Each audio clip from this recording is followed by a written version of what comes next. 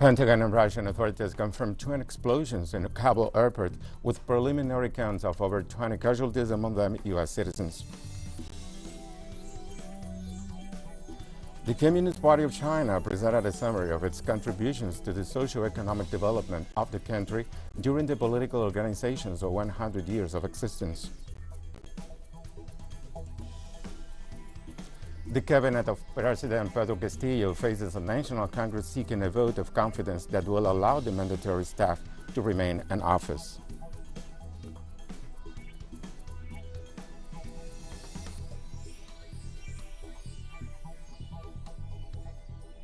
From the headquarters of TeleSUR English in Havana, this is from the south. I am Ray Gomez. International authorities confirmed twin explosions outside the Kabul airport, leaving over 20 casualties and more than 100 injured. The Pentagon first confirmed a blast outside the Hamid Karzai airport after Western governments warned of a security threat there. A U.S. military official confirmed that at least one explosion had occurred at the Abbey Gate, a main entryway to the airport, leaving several civilians dead, among them U.S. citizens. Early reports indicated that the explosion was caused by at least one suicide bomber wearing an explosive vest. After the first announcement, Russia's foreign minister confirmed a second explosion in the vicinities with a preliminary count of 13 casualties and 15 injured people. Since the Taliban takeover of the city earlier this month, thousands of Afghan civilians and foreign citizens have gathered at the airport desperate to be airlifted out of the country. Some countries had announced that their airlift evacuations were halted after the concerns were raised about the security situation. The governments of Russia and Pakistan consider peace in Afghanistan as an essential factor for stability in the region. During a conversation with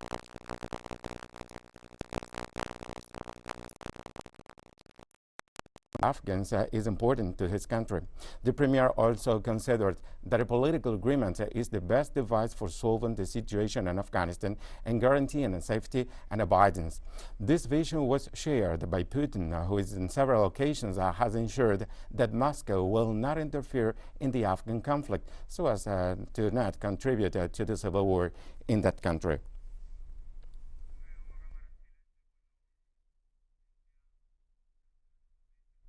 And we remain on topic. A Russian Defense Ministry plane carrying evacuees from Afghanistan landed at a military airport near Moscow on Thursday.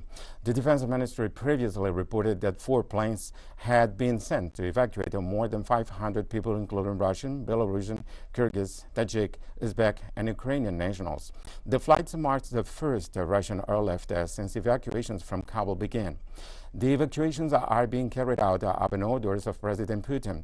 In the meantime, a representative of the Afghan community in Russia said the embassy in Kabul is allowing more than 1,000 Afghan citizens to come to Russia once the Kabul airport reopens for regular flights.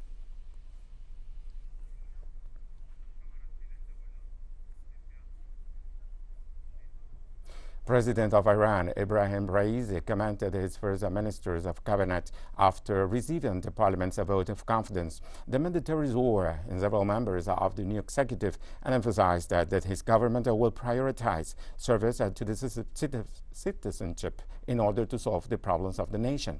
He assured that all government officials will honor their campaign promises and will devote themselves especially to fighting corruption. Raisi also criticized the leading political sector to which he belongs, stating that Iran has fallen behind in certain social and economic aspects. Therefore, he proposed that the government focuses on improving the life conditions of the people.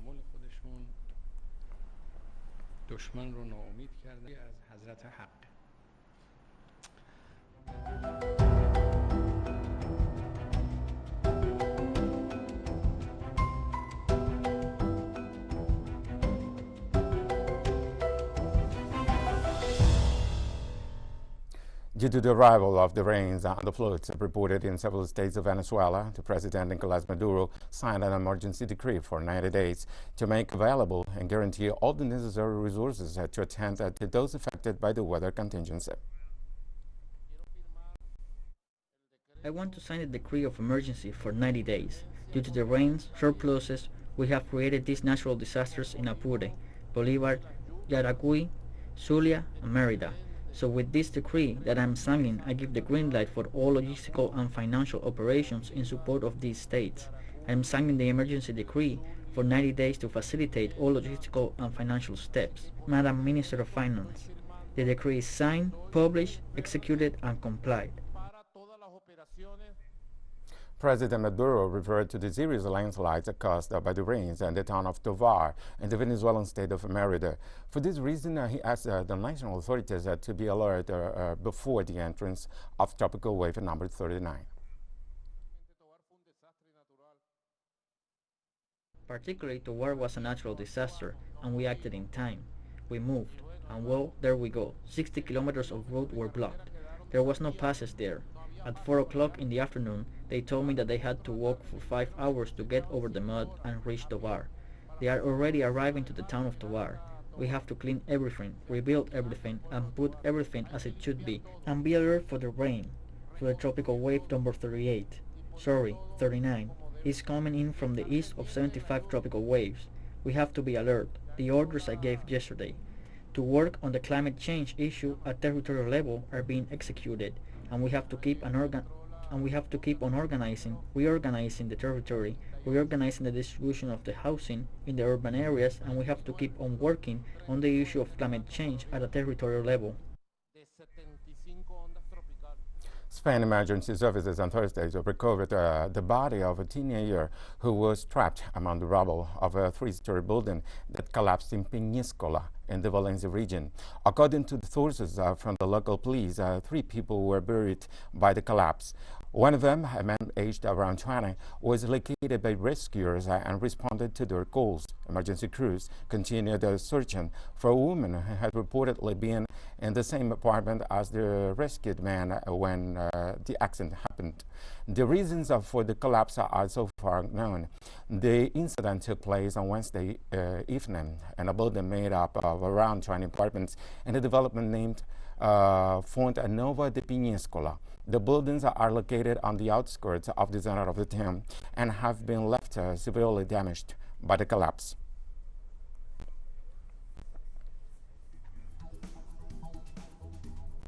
We'll be right back after these very short breaks, so don't go away.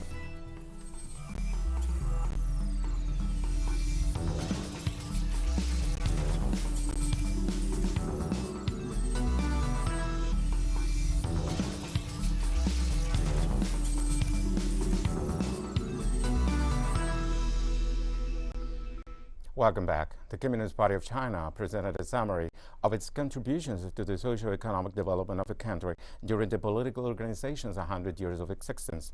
The political organization ensured its main mission is to serve the people and included in the document a recount of the larger transformations China went through up until the consolidation of the country as a world power.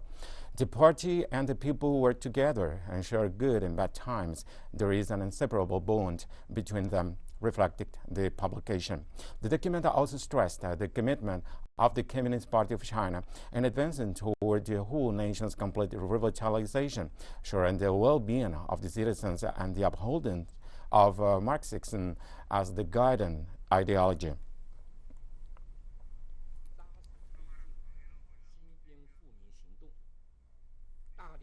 In other news, China denounced the extradition case of the senior executive of the communication giant Huawei Technologies advanced by the U.S. and Canada as a political persecution of Chinese citizens.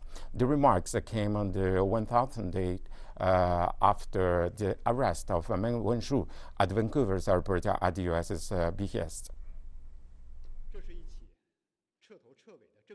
This is an outright political incident. It's in nature a political persecution against Chinese citizens masterminded by the US and carried out by its accomplice Canada, as well as a deliberate suppression of Chinese enterprises. The US and Canada have repeatedly cited laws to justify their persecution of Chinese citizens, but it is clear to the international community that the laws the US and Canada are talking about are nothing more than a tool to suppress dissidents and seek personal gains, and have no justice or legitimacy. China will never accept any forms of political coercion or abuse of justice, and will never allow Chinese citizens to become victims of political persecution by other countries. We solemnly urge the Canadian side to face up to the call for justice from the Chinese government and public, immediately correct its mistake, lift Meng's arbitrary detention, recall the arrest warrant and extradition request, release Meng and ensure her safe return to China. The Foreign Minister spokesperson also criticized Japan for the lack of sincerity in addressing national concerns over the decision to discharge treated nuclear wastewater from the wrecked Fukushima nuclear power plant.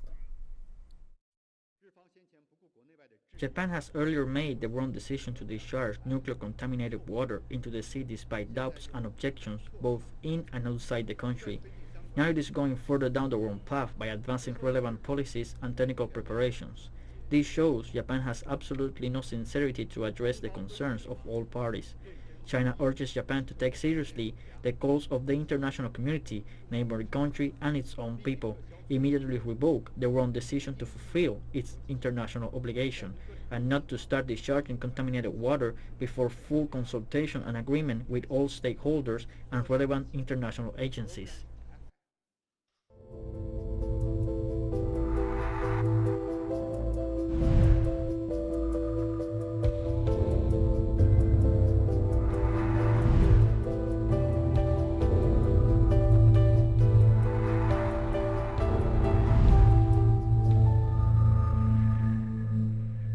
An oxygen production plant has been started up at the Cuban air base in cooperation with Russian specialists. At the San Antonio de los Baños air base, the Army has started up 2 oxygen production plants, an effort to which Russia has joined with the donation of a plant capable of producing around 120 oxygen cylinders daily. The machinery was installed in a record time with the help of Russian technicians.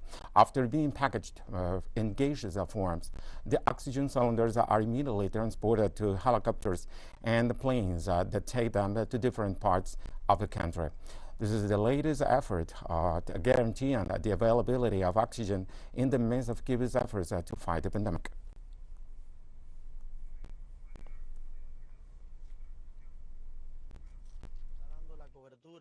We are receiving oxygen supply practically for 12 hours a day.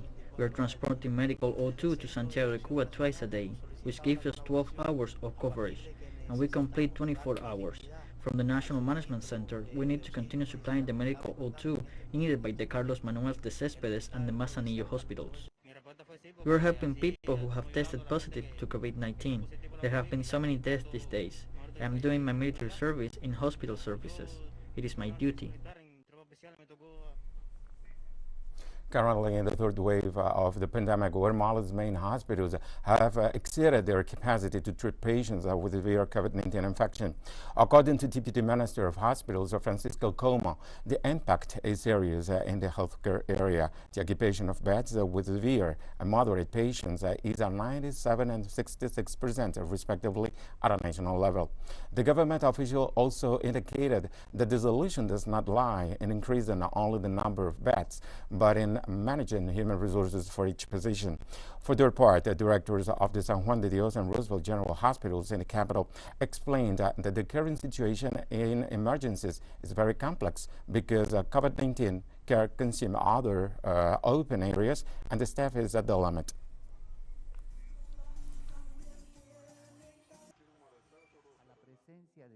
Related with the presence of 5 different variants of COVID-19 in the country, we could have up to more than 2 million cases by October 11th, which is 4 times higher than on August 23rd. Australia on Thursday reported more than 1,000 new local coronavirus cases for the first time during the pandemic as the Delta variant outbreak surged in Sydney. New South Wales state, which includes the country's most populous city, Sydney, announced a record of more than 1,000 cases of COVID-19 in the last 24 hours. This latest outbreak that began at the city in mid-June has reached over 15,000 cases and spread to smaller towns and cities, prompting the return of lockdowns and travel restrictions. Despite the soaring figures and growing pressure on hospitals, State Premier Gladys Berejiklian announced the modest easing of restrictions for vaccinated people from mid-September. The nation has recorded almost 40,000 cases and nearly 1,000 deaths during the pandemic to date. That the majority of them were infectious. New South Wales reported 1,029 locally acquired cases of COVID in the 24 hours to 8 p.m. last night, and there were 5 overseas cases. We have 698 people admitted to hospital and 116 people in intensive care, 43 who require ventilation. WHO Regional Director for Africa, Dr. Matshidiso Moeti, said Africa's third COVID-19 wave is stabilizing, although case numbers remain very high. Dr. Moeti also praised the number of vaccinations that were carried out last week, mainly through the CAVAX scheme. There have now been almost 6.7 million cases, and 191,000 Africans have sadly died. The third wave appears to be stabilizing, but cases are still very high, with almost 248,000 reported in the past week.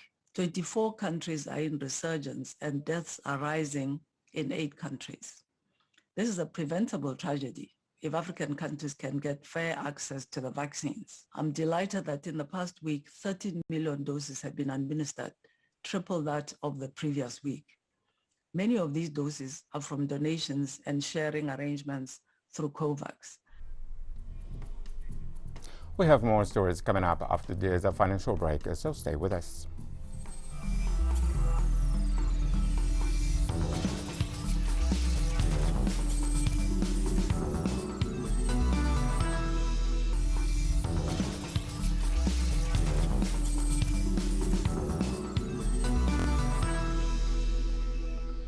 Welcome back. In Peru, the cabinet of President Pedro Castillo faces the National Congress seeking a vote of confidence that will allow the mandatory staffs to remain in office. Chief of Staff Guido Bellido appeared in Congress along with the other members of the executive team to divulge and debate the government's general policy and the main measures that the new management will adopt to solve present issues, like the COVID-19 health crisis and the needed economic revitalization. The president of the Peruvian Congress, Maria del Carmen Alba, summoned a decision that this time for virtual and presential assistance, so all legislators may be involved in the matter. Legislators will listen to the proposals of Prime Minister Oscar Maurto, who filed in the position after the destitution of Hector Bejar, another act that came as consequence of tensions between the new government and the opposition, which has pressed on to discredit and remove many officials associated with the winner of Peru Libre. If the lawmakers deny the vote of confidence twice to the same government, Constitution gives the president the power to dissolve Congress and call up new extraordinary parliamentary elections.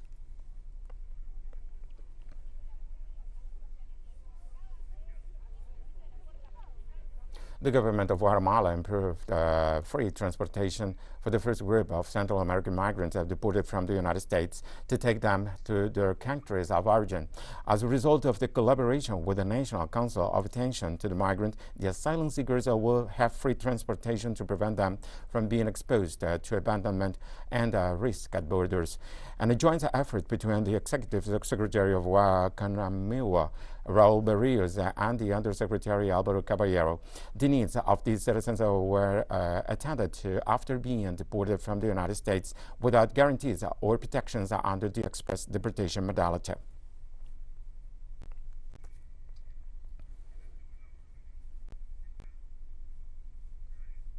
The governor of the Colombian Department of Magdalena, Carlos Caicedo, had to leave his country due to death threats made against by him by extreme right-wing paramilitary groups. Members of his political organization claim that the government of President Iván Duque has not been interested in protecting him.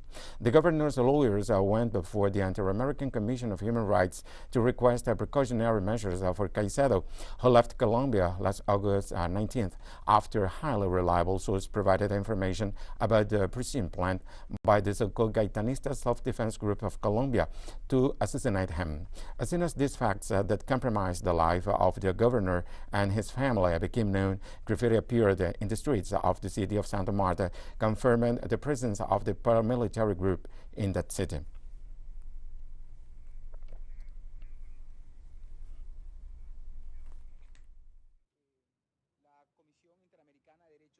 We are here before the Inter-American Commission on Human Rights, accompanying the Colombian Commission of Justice. I am with one of the lawyers who has come to request precautionary measures of protection for the life of the governor, Dr. Carlos Lopez, who, as has been made public, has once again been the object of death threats, and this time by the criminal organization of the Gulf Clan, and the sectors of the ultra-right who are afraid of losing power, are trying to destabilize the country and have launched a direct threat against the leader of Fuerza Ciudadana, governor of Magdalena, and obviously a national referent. As you know, the department is governed by a progressive. It is the only department that is governed by such a person, as well as the mayor of the city of Santa Marta.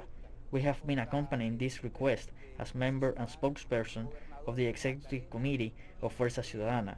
We have already requested protection from the national government to the state on several occasions. However, they have been unheeded. They have been little heard. The political tensions, the blockade that the national government has on the department and the management of the governor do not make us trust, nor do they make us think that the Colombian state will guarantee the life of the governor. And while expressing his deep rejection for the murder of student leader Esteban Mosquera, director of the University of Cauca, Colombia, José Luis Diago Franco, assured that he had received several death threats. Diago Franco confirmed that the security of human rights defenders is being affected by the constant threats against them. For this reason, different social sectors demanded guarantees for social leaders in the region. The head of the college lamented the murder of the 26-year-old student leader who was gunned down by hired killers a few meters from his home in the La Pamba neighborhood of Popoyon.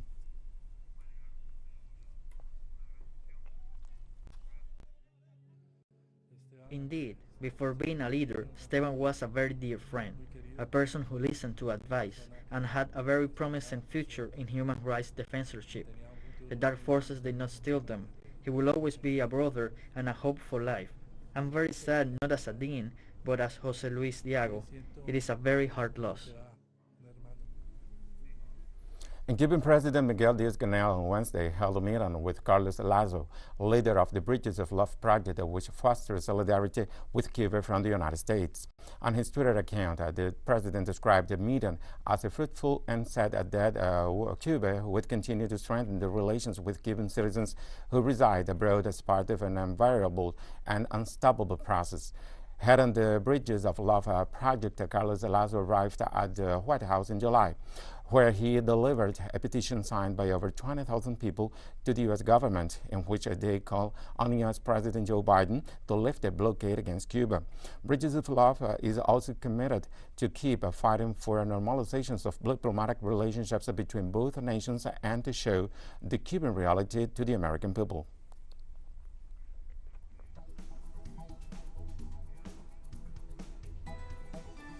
We've come to the end of today's News Brief. Remember, you can find these and many other stories on our website at TeleSUR English, and you can also follow us on social media for all the latest news. We're on Facebook, Twitter, Instagram, and Telegram. For TeleSUR English, I'm Ray Gomez. Thank you for watching.